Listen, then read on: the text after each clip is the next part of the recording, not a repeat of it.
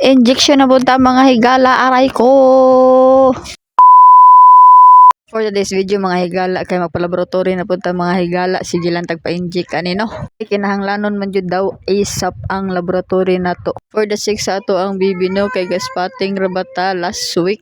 Tungod sa stress mga higala, so ato na ni siyang atimanon ang laboratory. Naapektuhan jud taw ng ato ang bibi no sa mga isyu nga way ayong hinungdan. Way ayo, way hinungdan. Unsa to? Ay pagbuot. Diyan dapita mga igalaw ako gikaw na ako napalit nga snacks no kay wa mo ko ma-inform nga bawal man di ay so napapalit na lang kog tubig kay tubig na lang akong giinom bisag gutom kaayo.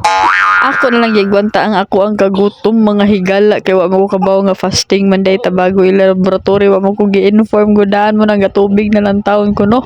Ay nakabutang sa isa ka pasyente isa ka bantay so siya ako bantay matik o naaday ni nanganak duha ka buok diri mga higala. Hapit na ako maurot ang isa ka litrong tubig no sa sobra ka gutom noon sa naman neon gutom na kay ko ako istorya di na tao na di mao akong istorya naghuwat taon ko sa doktor no naaday ko sa lugar kung asa ko mga nakuhon nagkitiw-kitiw na akong tiil sa kakulba diha kay talawan ra ba kay kong dagom unsa to talawag dagom pero magpatato lagi ka ang ako ang bantay diha giduka na siya gikapoy na siya kay dugay taon-taon din naabot ng doktor amo na to siya magpatusok na butag balik ani tusok aray ko mo na siya magpa-inject na puntag balik ari no wa pa ganay matusok wa nang gapiyang-piyang na kung naon diha nya mo to na uli na lang mi kay man naman magpatusok ay nako diri na lang kutob